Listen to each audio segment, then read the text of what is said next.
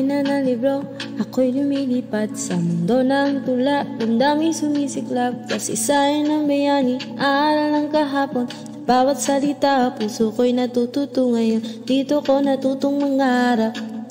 Sa kwento ng iba, ako'y nagising. Literature is light and fire, a spark inside a guiding wing.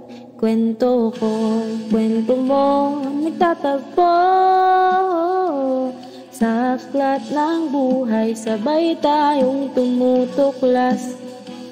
Mga pangarap, sugat at sigla, maong mga istorya, makapadani sa kalagalagta.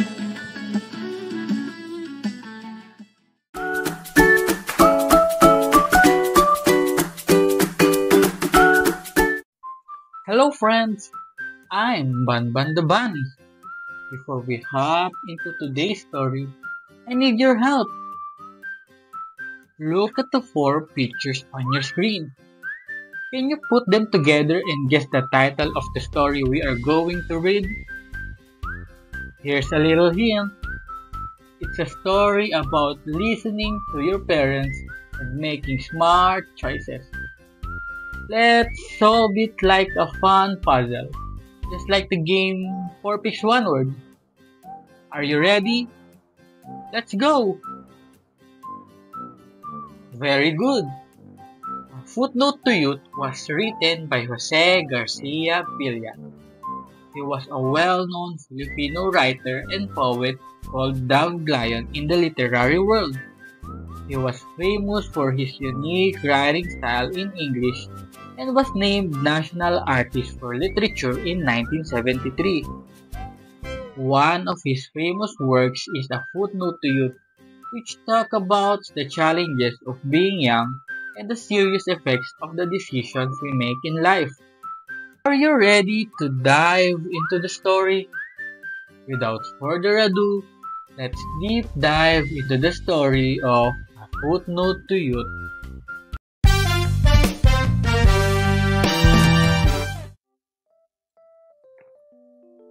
Eight. 1, 2, 3, 4, 5, 6, 7, 8. Hey, that's my house! I You know. owe me $28. Okay.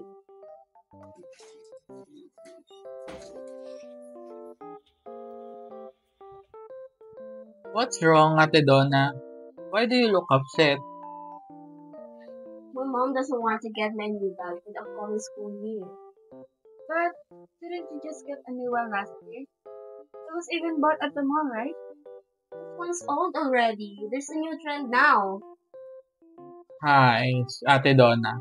Not everything always needs to be replaced. But still, I want my things to always be new. So I can keep up with the trend.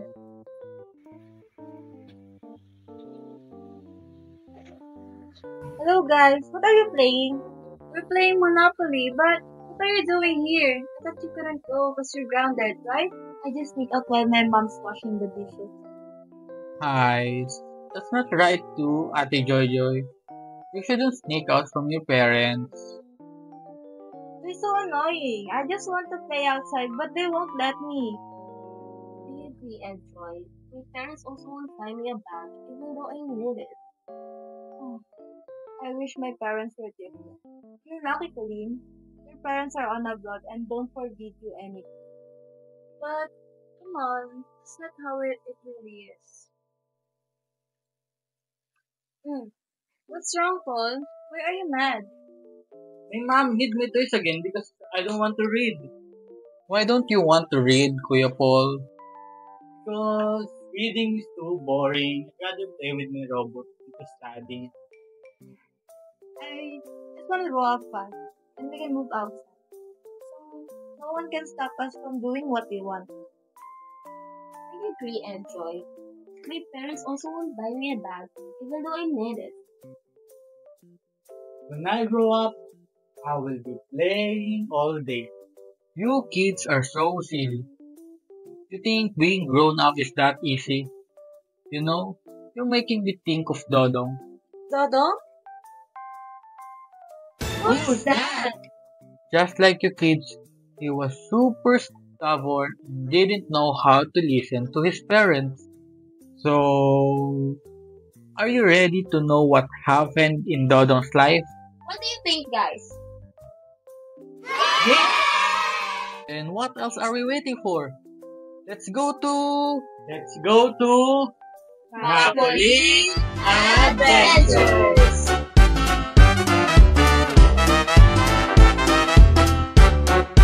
Are you ready to deep dive into the life of Dodong? It was a calm afternoon in the field. Sun was hot, the rice plants were tall, and roosters crowded in the distance.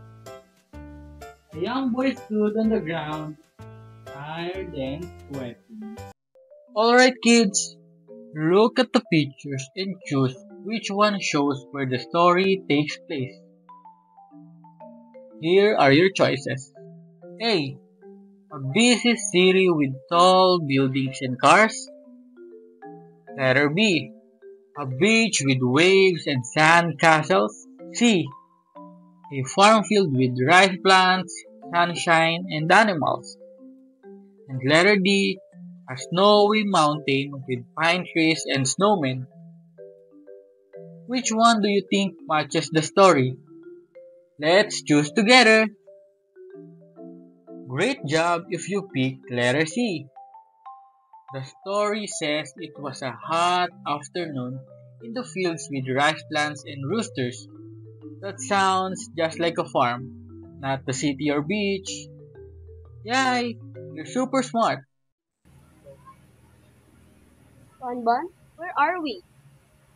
So hot in here, Banban. Come on. We just started and you're already complaining. Right Yeah. now, we're in the year 1950. And that is Dodong, just 17, full of hopes and head over heels for Chang. Oh, that's Dodo. But he looks really young. They say I'm too young.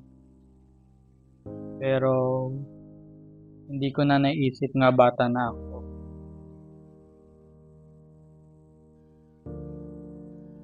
I'm already grown up. Kabalo na ako magdesisyon para sa akon kaugalingon. I love Teyang alat. Palangga ko siya gid. Hindi lang basta-basta. That's why I'm going to marry her. Pag isugid ko ini kay tatay ko, bisan anuman hambalon niya. Hibalo ko nga hindi siya basta-basta desisyon lang. Pero handa na ako. I believe in us. Dodong's so young, yet he already wants to get married. Yeah, I'm confused too. I wonder what his dad will say. Hey kid, we need your help. Can you guess how Dodong's dad might feel when he hear this? Look at these three pictures of different emotions. Which one do you think shows how Dodong's dad might feel when Dodong tells him he wants to get married? A. Happy. B. Sad. C. Mad. This is tricky, but I know you can do it. Are you excited to find out what happens next? Yes!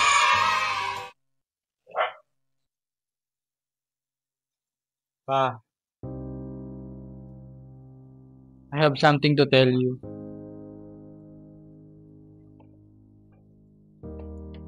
Oh, there you are, Dodong. How are our crops? We need to harvest soon or the storm will break us again. Taeyang and I are getting married.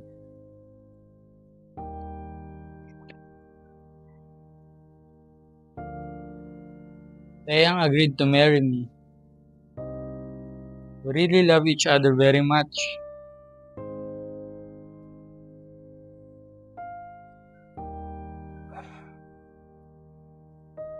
You're still young, Dodong. I'm 17 na. I'm already grown up. I can take care of myself. Please, Pa, let me do this. What will you feed your wife and your future children? I'll work hard, Pa, so I can provide food for them. Well, if that's your decision, who am I to stop you? So, that means you're giving your blessing to us for us to get married? If that's what you want, I can't do anything about it. Salamat, Pa. Wait a minute. I'm confused. Why did Dodong's dad easily said yes? Maybe because he thought Dodong was grown up now. Wonder why. I think it's because he knows that Dodong will still come back. Hey kids, why do you think Dodong's dad say yes to Dodong's plan? Is it because, A, he doesn't love Dodong anymore? B, he just wants to have a peaceful life? C, he didn't want Dodong to get upset? Or D, he believes Dodong will learn in his own way? Think carefully and choose the answer you think is right. So, are you ready to know what happened in Dodong's life? Yes, we are ready. Where are we now, Bandan? We are now in the year 1930. Dodong is 36 years old and his oldest child, Blas, is now 18. That's Blas. I think he's going to talk to his dad, Dodong.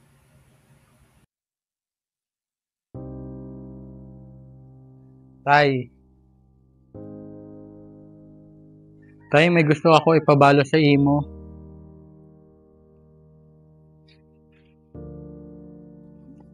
Ari ka na pala, Blas. Kumusta na ang atong mga tanom? We need to harvest soon or this storm might ruin them again.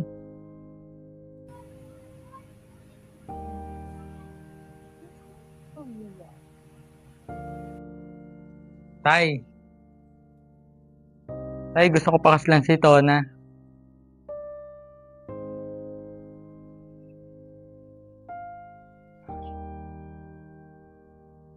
Tona already agreed to marry me. We really love each other very much, Tay.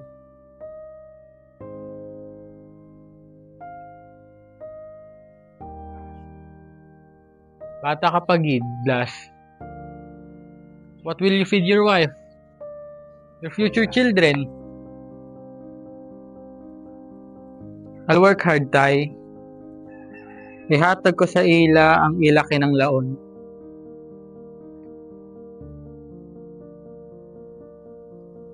Well, if you've already made up your mind, who am I to stop you? So, you agree, Tay? You're letting me marry Tona?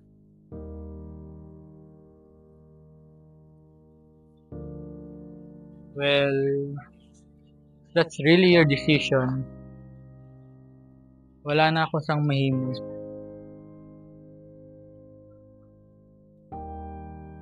Madamo nga gid salamat, Tay.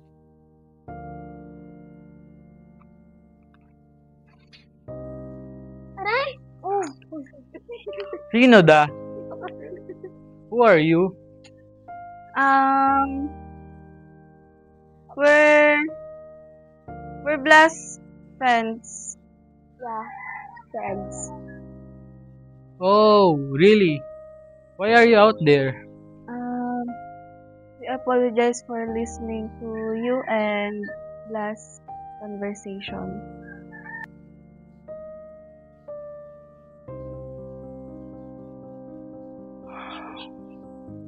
Now I know the reason why my father didn't stop me when I wanted to marry Thea. Because he knew I would make the same mistake he did. Kung nakapamati lang ko sa iyo kag nakahulat, maybe life wouldn't be so hard now. Maybe my children wouldn't have to go through the same hard life I did. Do you regret not listening to your father?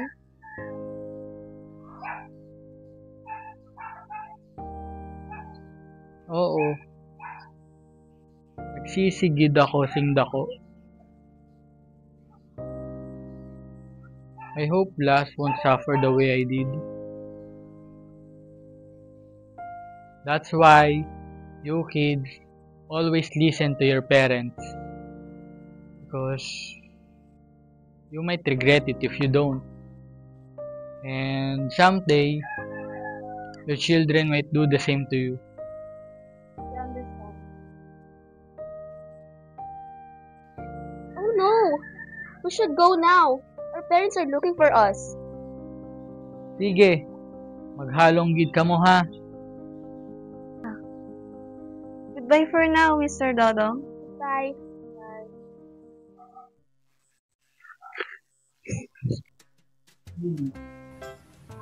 And that's the end of the story. Wow, that was really deep. We really should be listening to our parents. Right. Sometimes we think we know everything, but we might be making the wrong choices. Yeah, right. But everything we want is actually good for us, right? And we are so lucky that we still have our parents by our side to guide us in doing the right. Hi kids, it's Banban again. Now, let's do a very special drawing activity. Think about Dodong's whole life and story. What image or symbol can you draw that shows what his life is like? It could be anything. Maybe a path, a tree, or something that means growing up, love, or choices. After you draw, write one sentence below your picture. And don't forget to tell us what your drawing means and why you chose it. Thank you again, Banban, for that wonderful lesson. Now we understand how our parents' advice is important. Yes, and as kids, we really have to think carefully before making big decisions. Yes, because in the end of the day, we are the ones who's being affected by our own choices. Again, I am Kuya Paul. I'm Ate Ejoy. I'm Ate Donna. And I'm Ate Colleen. And I'm Banban. Until next time, always remember, be good to your parents. And this is Colleen Adventure.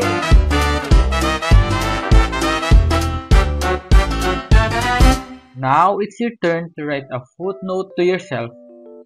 A short message or advice you want to remember as you grow up.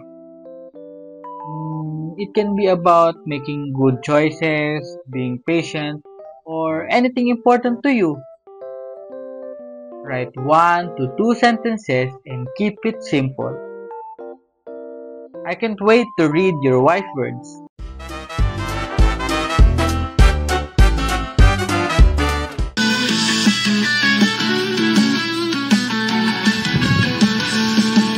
Sa pahina ng libro, ako'y lumilipad sa mundo ng tula. Damdaming sumisiklab, kasaysayan ng bayani, aaral ng kahapon. Bawat salita, puso ko'y natututo ngayon. Dito ko natutong mangarap. Sa kwento ng iba, ako'y nagising. Literature is light and fire, a spark inside a guiding wing. Kwento ko, kwento mo, nagtatagpo Sa aklat ng buhay, sabay tayong tumutuklas. Mga pangarap, sugat at sigla, maang mga istorya, makapadani sa kalagalagta.